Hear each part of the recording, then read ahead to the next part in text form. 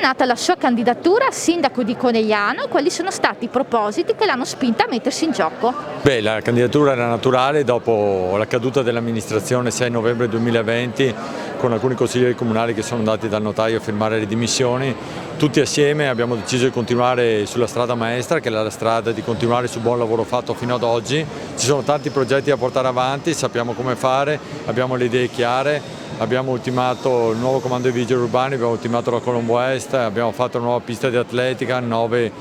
alloggi di edilizia economico popolare, però dobbiamo continuare tante cose e intendiamo ultimarle. Beh, innanzitutto la narrazione del Covid,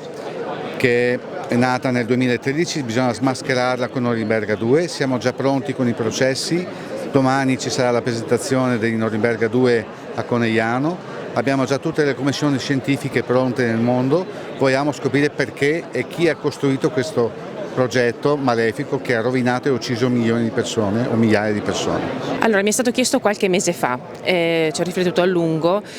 ho deciso di mettermi in gioco perché vivo i problemi della città, ho 2 bambini, ho una famiglia, faccio le cose che fanno tutti i cittadini normali, porto i bambini a scuola, vado a fare la spesa, quindi vedo il traffico, vedo le difficoltà nella gestione della famiglia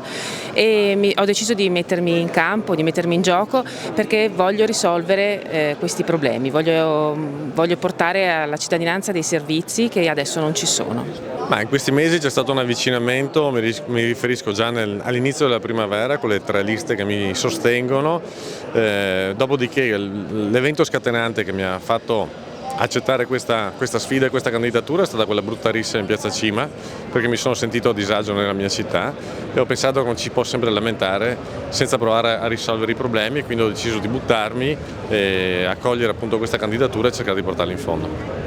Ecco, la candidatura è nata perché c'è un gruppo alle mie spalle di persone sia del quartiere di Parè, maggior parte, ma anche di tutti gli altri quartieri, che hanno voluto creare una lista che fosse apartitica, quindi nessun legame con i partiti precedenti. Questa era la condizione sine qua non per fare la lista. E i propositi sono quelli di governare la città in maniera di condividere con tutti i cittadini, non soltanto quelli di una parte, come è successo nelle ultime amministrazioni, cioè fare in modo che tutte le energie della città confluiscano per migliorare la qualità della vita economico e sociale del comune. A Conegliano ci sono diversi problemi aperti nell'agenda della città, dalla crisi del commercio fino al recupero delle aree dismesse per arrivare alla viabilità. Se dovesse diventare sindaco, quale problema per primo prenderebbe in mano? Ma io la cosa che prenderei in mano è la coesione sociale, l'ho detto più volte, ci sono persone in grossa difficoltà e vanno aiutate assolutamente, in tutte le fasce di età, dagli anziani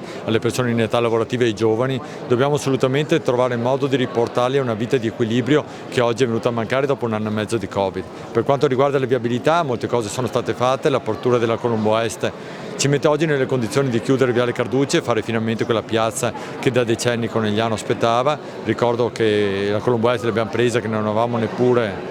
la proprietà delle aree, l'abbiamo portata a conclusione, per cui gran parte dei problemi della viabilità si stanno risolvendo, manca solo fare un importante lavoro sui quartieri di Campolongo e Parè, ma abbiamo le idee su come farlo e sicuramente riusciremo a dare una risposta anche lì. La prima cosa è la cancellazione della tassazione della Savno, non per non pagarla più, ma per posticiparla e per posticipare completamente tutte le tasse in questo momento, finché non sarà finita questa narrazione Covid e sarà fatta luce, dopodiché si ritornerà alla normalità. Ma allora, la prima cosa che farei è incomincerei ad ascoltare i problemi delle persone, delle categorie e delle associazioni, perché solo ascoltando i problemi che emergono dalle categorie che si riescono a intercettare le azioni più puntuali, più precise da attuare, azioni politiche intendo. Quindi sicuramente il commercio, sicuramente il turismo, sicuramente i servizi alla persona e questi sono 3 macro aree che vorrei affrontare prima possibile. Ma io credo che di questi 3 problemi ce ne siano parte di alcuni che sono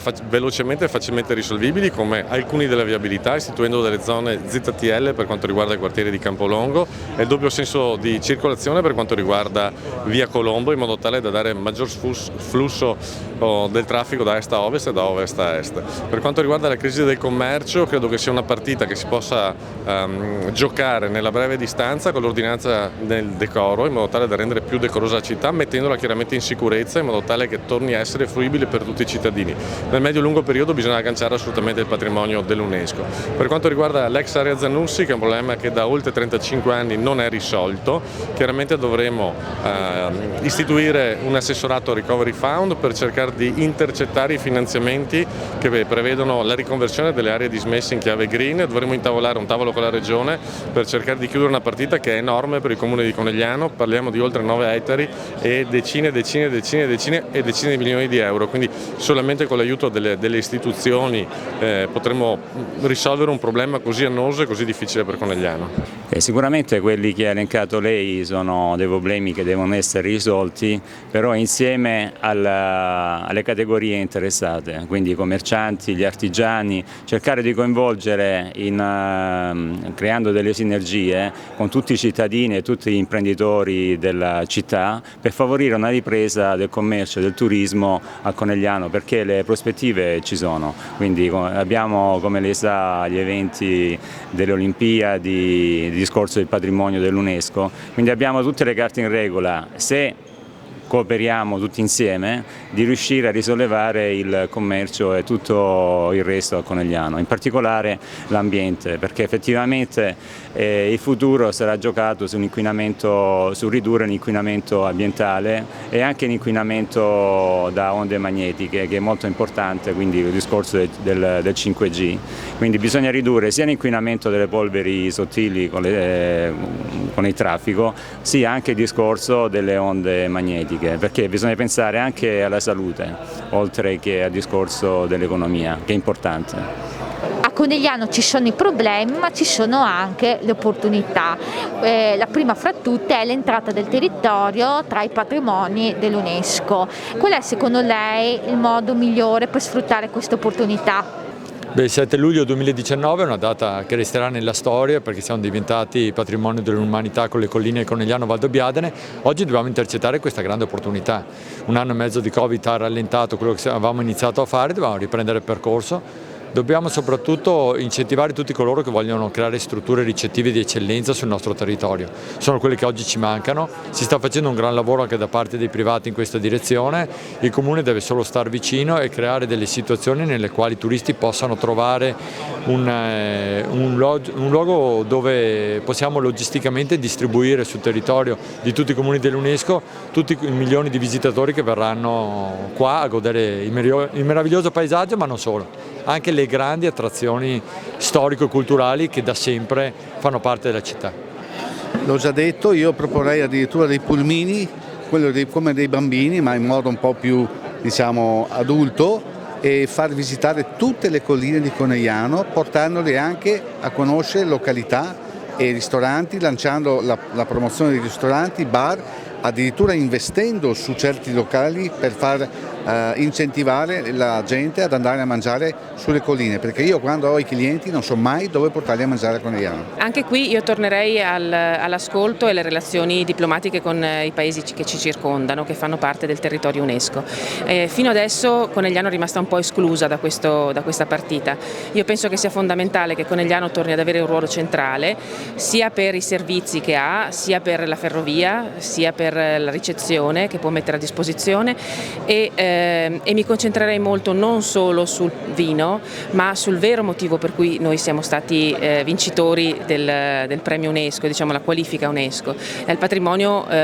territoriale del vino, è la modalità con cui noi raccogliamo il vino e lo vendemmiamo, che è unica al mondo. I nostri capitelli, le nostre chiese, le nostre case coloniche, io partirei da quello, e la mia idea, il mio punto di arrivo è un po' il Gallo Nero del Chianti, il consorzio che hanno creato e hanno saputo abbinare sia il vino ma sia il patrimonio artistico, culturale, territoriale. Una grandissima opportunità. Oggi nelle colline tra Conegliano e Valdobbiadene ci sono 250.000 turisti con previsioni fino a 1,5 milioni, vuol dire moltiplicare per 6 il flusso turistico di Conegliano. Vi ha agganciata questa opportunità, magari creando Conegliano la porta dell'UNESCO, perché la stazione del Casello 27 è nella porta autostradale, mentre lo shopping center ne può diventare la porta ferroviaria. Quindi da qui arriveranno tutti i turisti, magari in questi negozi che vediamo proprio qui vicino potrebbero diventare infopoint piuttosto che magari bottiglierie e quant'altro al servizio, diremo, dei turisti, potrebbero partire gli shuttle, le corriere e i pulmini che vanno a visitare le nostre colline. È chiaro che tutto questo può avvenire solamente in una città che sia decorosa e pulita.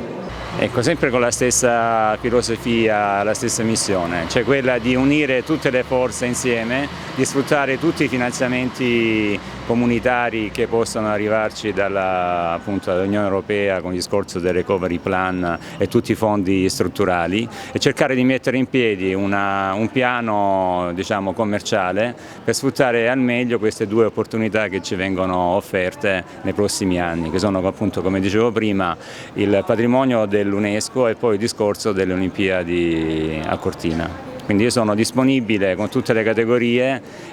a favorire il rilancio di Conegliano in tutti i settori economici.